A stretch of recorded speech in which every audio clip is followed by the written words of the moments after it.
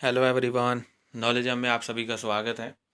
आज की जो वीडियो है इसके अंदर हम आपका बिजनेस लॉ के बारे में पढ़ेंगे, जिसमें कि हमने जो हमारी लास्ट वीडियो थी बिजनेस लॉ के ऊपर, उसमें हमने आपका कॉन्ट्रैक्ट ऑफ एजेंसी थोड़ा कंटिन्यू किया था। फर्स्ट पार्ट उसमें हमने थोड़ा कंप्लीट किया था कॉन्ट्रैक्ट ऑफ एजेंसी का। तो आज की जो वीडियो है इसके अंदर हम आगे के जो टॉपिक हैं उनको डिस्कस करेंगे। उनको डिस्कस करने से पहले पहले आपको मीनिंग क्लियर कर देते हैं कि कॉन्ट्रैक्ट ऑफ एजेंसी होती क्या है। कॉन्ट्रैक्ट ऑफ एजेंसी, जैसे कि मैंने बताया, an agency is a contract by which one person accept to represent another. कि एजेंसी क्या है? एजेंसी एक कॉन्ट्रैक्ट है, एक अनुबंध है, जिसमें क्या है, एक पर्सन दूसरे पर्सन को क्या करता है, रिप्रेजेंट करता है एंड यूज हिज स्किल, और उसकी जो स्किल्स हैं उसको क्या करता है, यूज करता है। एंड लेबर, लेबर को भी यूज करता है to perform business related activities, कि जो बिजनेस से रिलेटेड एक्टिविटीज़ हैं उनको क्या करने में, परफॉर्म करने में, on behalf of the other person, किसी दूसरे पर्सन के बिहाफ पर क्या करता है, बिजनेस एक्टिविटीज़ को परफॉर्म करता है। ठीक है, तो वो आपका क्या है, एजेंसी है। एजेंसी मतलब कि जैसे ए है, उसने सी के साथ कॉन्ट्रैक्ट करना है, लेकिन जो ए की जो सारी एक्टिविटीज़ हैं, जो उसके बिजनेस से रिलेटेड जो भी एक्टिविटीज़ हैं, वो कौन रिप्रेजेंट करेगा? वो बी रिप्रेजेंट करेगा, क्योंकि वहाँ पे एजेंट कौन है? बी है। तो ए और बी के बीच में जो कॉन्ट्रैक्ट हुआ है, मीन्स वो उसके सारे काम करेगा और बदले में इसको उससे क्या लेगा, वो रेमुनरेशन लेगा, बी जो पर्सन है। ठीक है, तो इस कॉन्ट्रैक्ट को आप क्या बोल सकते हो? इस कॉन्ट्रैक्ट को आप एजेंसी बोल सकते हो। ठीक है, तो ये थी इसकी डेफिनेशन दी थी जो वाल्टन ने दी थी। अब इसकी एजेंसी के डेफिनेशन के बाद हम आपको क्लासिफिकेशन बताएंगे कि जो एजेंट्स है, एजेंट जो होते हैं वो कितने टाइप के होते हैं। मेनली तो 3 टाइप के दिए हुए हैं एजेंट। फर्स्ट आता है जर्नल एजेंट। जर्नल एजेंट क्या है, सामान्य एजेंट क्या है, कि जिसकी एक जो मतलब कि काम करने की जो लिमिटेशन होती है, मीन्स ये सिर्फ जो जनरल जो वर्क होता है, जनरल जो कॉन्ट्रैक्ट होते हैं, सिर्फ उसी में इनको इनको इन्वॉल्व किया जाता है। जो सामान्य कार्य जो होते हैं उन्हीं को करने के लिए इन्हें अपॉइंट किया जाता है। और जो आगे आपका स्पेसिफिक एजेंट है, वो किसी विशेष काम के लिए, मीन्स किसी स्पेसिफिक पर्पस को पूरा करने के लिए इन एजेंटों को क्या किया जाता है, अपॉइंट किया जाता है। ये हैं आपके स्पेसिफिक एजेंट। उसके बाद आपका लास्ट आता है मर्केंटाइल, मीन्स व्यापारिक एजेंट। व्यापारिक एजेंट मीन्स जो व्यापार से रिलेटेड जितने भी सारी एक्टिविटीज़ हैं उनको परफॉर्म करने के लिए इनको अपॉइंट किया जाता है। ये क्या करते हैं, ये किसी दूसरे पर्सन को क्या करते हैं, रिप्रेजेंट करते हैं। जो इनका प्रिंसिपल होता है, जो इनको अपॉइंट करता है, उसको क्या करते हैं, ये रिप्रेजेंट करते हैं किसी थर्ड पर्सन के सामने। ठीक है, तो ये आपका मर्केंटाइल था, जिसमें फर्स्ट आपका आता है ब्रोकर, मीन्स दलाल। दलाल मीन्स दलाल उस एजेंट को कहा जाता है, इसका जो रिलेशन होता है वो दो जो आपकी दो पार्टीज होती हैं, उन दोनों के साथ इसका रिलेशन होता है। मीन्स जब ये काम करता है तो ये फर्स्ट पार्टी से भी रेमुनरेशन लेता है और सेकंड पार्टी से भी कुछ ना कुछ कमीशन लेता है काम करवाने के बदले। तो ये आपका दलाल एजेंट होता है। उसके बाद आता है फैक्टर। फैक्टर मीन्स आड़तिया, आड़ती जिसे हम बोल देते हैं। आड़ती एजेंट कौन से होते हैं? जो मतलब कि प्रतिफल मीन्स कंसीडरेशन के बदले प्रिंसिपल ने जो भी मतलब कि माल भेजा है, जिस भी माल की क्या है डिलीवरी, जिस भी गुड्स की क्या की है, डिलीवरी की है, उसको बेचने के उद्देश्य से वो काम करते हैं। मीन्स वो उसका क्या कर देते हैं, वो उसके गुड्स को बिकवा देते हैं, सेल करवा देते हैं, और बदले में क्या है, उनसे कंसीडरेशन लेते हैं, प्रतिफल लेते हैं। उसके बाद आता है ऑक्शनरी। ऑक्शनीर कौन होता है? नीलाम करता। जो क्या करता है, नीलामी करता है। ये क्या करता है, नीलामी करता है। नीलाम करता वह व्यक्ति होता है जो एक फिक्स, इसकी जो कमीशन होती है वो फिक्स होती है, पहले ही फिक्स हो जाती है कि मेरी इतनी कमीशन होगी, और उस कमीशन के बदले ये क्या करता है, जो नियोक्ता, जो भी आपका प्रिंसिपल होता है, उसकी जो गुड्स होती हैं उनको क्या करवा देता है, सेल करवा देता है। उसके बाद आता है commission agent. Commission agent, commission agent कौन होता है? जो क्या करता है, किसी प्रिंसिपल से कमीशन के बेस पे उसके जो माल है उसका क्या करता है, सेल परचेज करता है। मीन्स जो उसका प्रिंसिपल है, ठीक है, उसको उसके लिए क्या है, वो नए नए ऑफर्स लेकर आता है, चाहे वो परचेज से रिलेटेड लगा लीजिए, चाहे वो सेल से रिलेटेड लगा लीजिए, लेकिन इसके बदले में वो कमीशन लेता है। ये जो एजेंट होता है ये टोटली कमीशन बेस्ड होता है। मीन्स ये कमीशन के बदले ही काम करता है, ना इसको कंसिडरेशन चाहिए, ना अलग से कोई बेनिफिट, ये सिर्फ कमीशन के ऊपर काम करता है। उसके बाद आता है बैंकर्स। बैंकर्स जैसे कि मैंने बताया, बैंकर्स कौन होते हैं?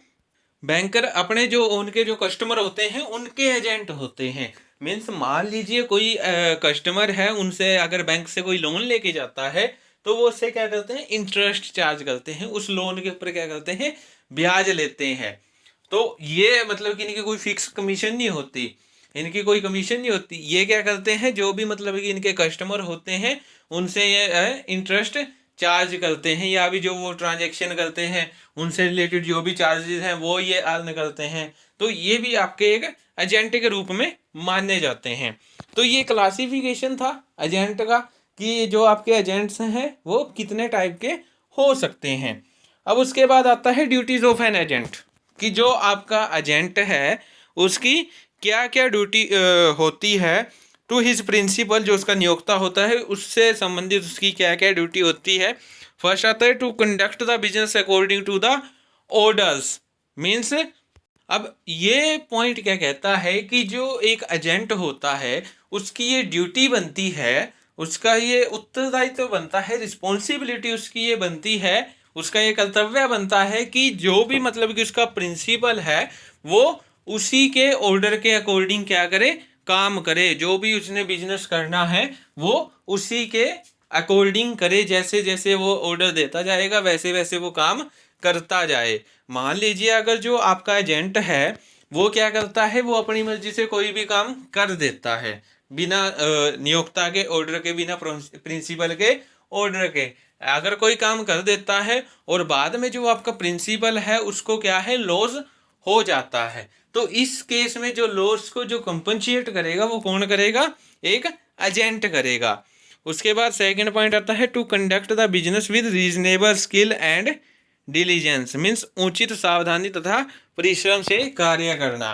कि एजेंट का क्या काम होता है, एजेंट को जो भी काम दिया जाए वो पूरा सावधानी से करे, ताकि जो बिजनेस है ना उसको कोई लॉस हो, जो भी आपका प्रिंसिपल है उसको कोई लॉस ना हो, और जितने उसको मतलब कि रेम्यूनरेशन दी जा रही है, पारिश्रमिक जितनी उसको दी जा रही है उसके अकॉर्डिंग ही वो पूरा लगन और परिश्रम से क्या करे, काम करे।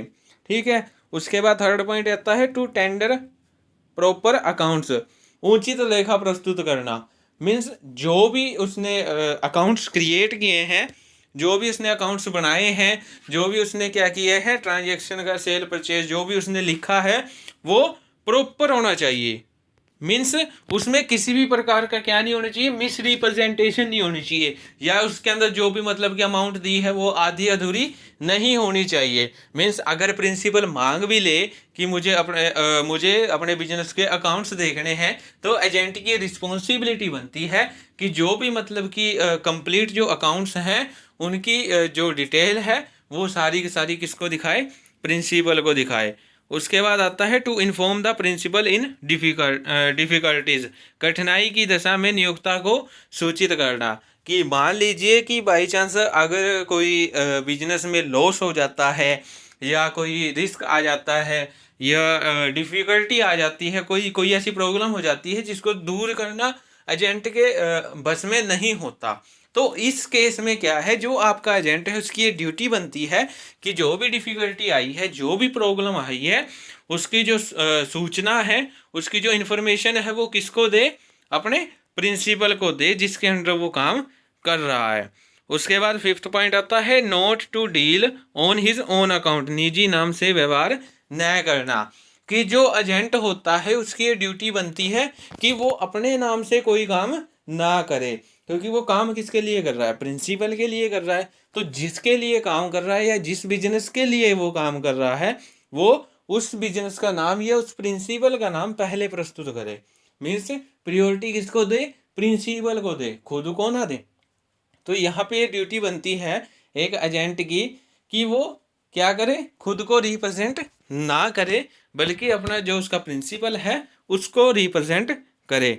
उसके बाद 6th पॉइंट आता है टू पे सम रिसीव्ड फॉर प्रिंसिपल, नियोक्ता के लिए प्राप्त धन का भुगतान करना। कि जो आपका एजेंट होता है उसकी ये ड्यूटी बनती है, ये कर्तव्य बनता है कि मान लीजिए क्या है, उसने कोई कॉन्ट्रैक्ट किया है किसी तीसरी पार्टी के साथ, उसने क्या किया है, कोई व्यवहार किया है, ट्रांजैक्शन की है, कोई कॉन्ट्रैक्ट किया है। तो जो आपका एजेंट है, जितने भी उसके जो एक्सपेंसेस हुए हैं या जो उसकी पारिश्रमिक बनती है, रेमुनरेशन बनती है, उसको काटने के बाद जो अमाउंट बचती है वो सारी अमाउंट किसको पे करे, प्रिंसिपल को पे करे। ये की ड्यूटी किसकी बनती है, ये एजेंट की ड्यूटी बनती है। अब उसके बाद आता है to protect the interest of the principal, नियोक्ता के हितों की रक्षा करना।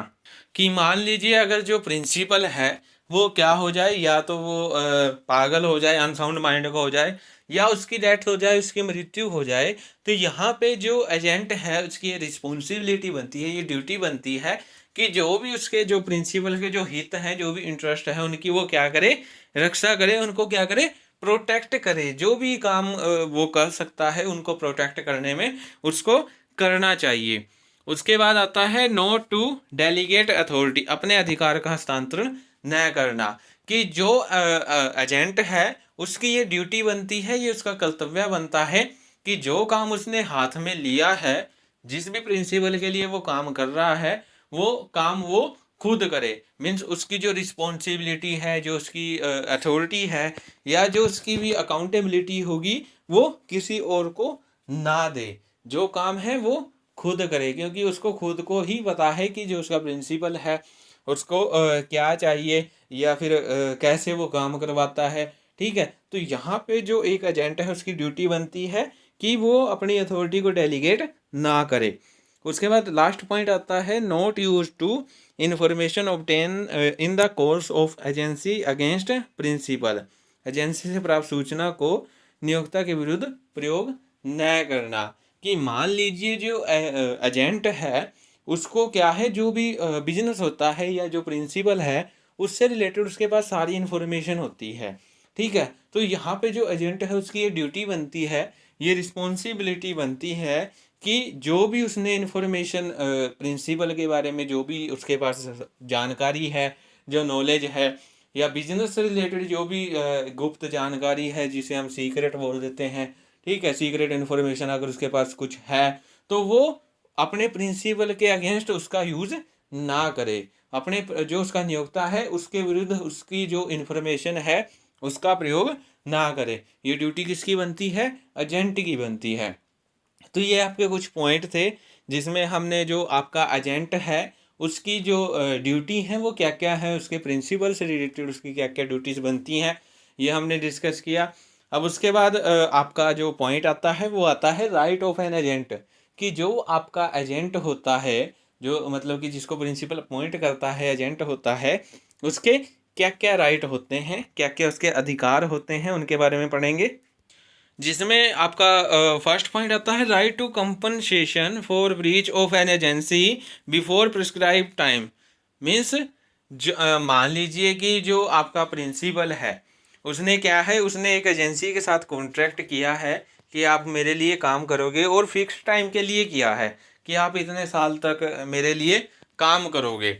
अगर जो आपका प्रिंसिपल है वो क्या है, वो काम के होने से पहले ही या फिर टाइम पीरियड से पहले ही वो क्या कर देता है, एजेंसी के साथ जो कॉन्ट्रैक्ट हुआ है उसका टर्मिनेशन कर देता है, उसको ब्रीच कर देता है। ठीक है, उसको समाप्त कर देता है, ख़त्म कर देता है जो कॉन्ट्रैक्ट हुआ है। तो उससे जो लॉस होगा, एजेंसी को जो भी लॉस होगा, वो जो एजेंट है वो उसको कंपनसेट करवाने का अधिकारी है। मीन्स जो भी लॉस होगा उसकी वो रिकवरी पाने का अधिकारी है। उसको ये राइट होता है कि वो प्रिंसिपल से और जो भी उसे लॉस हुआ है उसको कंपनसेट करने की डिमांड कर सकता है। उसके बाद सेकंड पॉइंट आता है राइट टू रिटेन, प्राप्त धन को रोके रखने का अधिकार। कि मान लीजिए जो आपका एजेंट है, अगर उसने कोई कॉन्ट्रैक्ट किया है किसी थर्ड पार्टी के साथ, और जो प्रिंसिपल है वो कहता है कि मैं आपको अभी आपकी रेमुनरेशन नहीं दूंगा। तो जब तक उसको उसकी रेमुनरेशन ना मिल जाए, उसको उसके जो नेसेसरी जो उसने एक्सपेंसेस किए हैं जब तक उसे ना मिल जाए, तब तक वो जो उसका धन है, मीन्स जो भी उसने उनसे जो पैसे लिए हैं थर्ड पार्टी से, वो उसको अपने पास रोक के रख सकता है। उसको ये राइट होता है कि वो अपने पास ही उसको रिटेन करके रख सकता है। उसके बाद थर्ड पॉइंट आता है राइट टू रिसीव रेमुनरेशन, पारिश्रमिक पाने का अधिकार। कि जो आपका एजेंट होता है उसको ये राइट होता है कि जो भी उसके नेसेसरी जो एक्सपेंसेस बनते हैं, जो भी उसकी रेमुनरेशन बनती है, कमीशन बनती है, जो भी उसका इंटरेस्ट बनता है, उससे रिलेटेड वो क्या है अपनी जो भी उसकी अमाउंट बनती है वो उसको प्राप्त करने का क्या होता है, अधिकारी होता है। उसको ये राइट होता है कि वो अपनी जितनी भी उसकी रेमुनरेशन बनती है उसको क्या करे, रिसीव कर ले। उसके बाद आता है राइट टू लियन, मीन्स ग्रहणाधिकार। ग्रहणाधिकार जैसे हमने लास्ट वीडियो में पढ़ा था ना, ग्रहणाधिकार होता है क्या है, लियन क्या होता है। पीछे की जो वीडियोस थी बेलमेंट वाली जो वीडियोस हमने की हैं उसके अंदर हमने ब्रीफ में बताया है कि जो आपका ग्रहणाधिकार है, जो लियन है, वो होता क्या है। तो इस पॉइंट में क्या कहता है कि अगर जो आपका एजेंट है, अगर उसको जो उसकी पारिश्रमिक है या उसके साथ कोई ऐसा काम हुआ है जो मतलब कि इलीगल था, ठीक है, तो जो आपका एजेंट है वो प्रिंसिपल के जो भी इसके कागजात उसके पास पड़े हैं या जो भी इसकी संपत्ति, चल संपत्ति मीन्स मूवेबल गुड्स जो भी उसके पास पड़ी है, वो उसको अपने पास रोक के रख सकता है। मीन्स वो उस पर अपना ग्रहणाधिकार रख सकता है जब तक इसकी पेमेंट ना हो जाए। उसके बाद फिफ्थ पॉइंट आता है right to indemnification for lawful act, वैधानिक कार्यों के लिए क्षतिपूर्ति का अधिकार। कि मान लीजिए जो आपका एजेंट है उसको किसी भी मतलब जो भी उसने लॉफुल एक्ट किए हैं, वैधानिक कार्य जो भी उसने किए हैं, अगर उससे रिलेटेड कोई भी उसको लॉस हुआ है तो उसको वो राइट होता है कि जो भी उसको वैधानिक कार्यों को करने से जो लॉस हुआ है, जो भी उसको लॉफुल एक्ट करने से जो लॉस हुआ है, वो उससे उसका कंपनसेशन ले सकता है। वो खुद को कंपनसेट करवा सकता है, उसको ये राइट होता है। उसके बाद सिक्स्थ पॉइंट आता है right to indemnification for acts done under good faith, सद्भावना के से कार्य करने पर क्षतिपूर्ति का अधिकार। कि मान लीजिए जो आपका एजेंट है अगर वो क्या है गुड फेथ के साथ काम कर रहा है, अंडर गुड फेथ के साथ उसने क्या किया है, काम किया है, ठीक है, मीन्स सद्भावना से उसने कोई काम किया है। अगर उसके अंदर उसको कोई लॉस हो जाता है या मीन्स उसको किसी तरह का क्या है जोखिम उसमें हो जाता है, हानि उसको हो जाती है, तो वो उसको भी कंपनसेट करवाने का अधिकारी है। मीन्स उससे रिलेटेड भी वो जो भी लॉस हुआ है उसको रिकवर करवाने का अधिकार वो रखता है। उसके बाद सेवंथ पॉइंट आता है right of compensation for the principal negligence, नियोक्ता की उपेक्षा से क्षतिपूर्ति का अधिकार।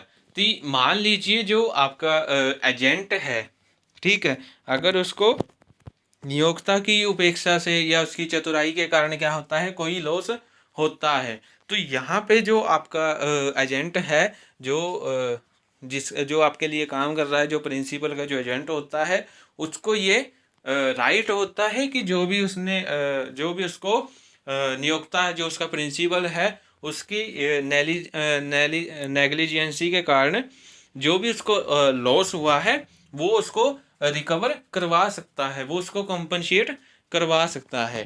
तो आज की जो वीडियो थी इसके अंदर हमने जो आपका कॉन्ट्रैक्ट ऑफ एजेंसी है उसके बारे में हमने पढ़ा, जिसके अंदर हमने उसका मीनिंग किया और उसके बाद कुछ क्लासिफिकेशन थे एजेंट के, कि जो आपका एजेंट है वो कितने प्रकार का होता है, कितने पार्ट्स में उसको डिवाइड किया जा सकता है, ठीक है। उसके बाद जो आपका एजेंट है उसके क्या क्या राइट है एक प्रिंसिपल के लिए, उसकी क्या क्या ड्यूटीज़ हैं, क्या क्या रिस्पॉन्सिबिलिटी बनती है, उसके बारे में हमने पढ़ा। और लास्ट पॉइंट हमने उसके राइट्स के बारे में पढ़ा कि जो आपका एजेंट है उसके क्या क्या अधिकार हो सकते हैं। तो आज की जो वीडियो है इसके अंदर हम इतना ही करेंगे। So thank you, please like share and subscribe my YouTube channel.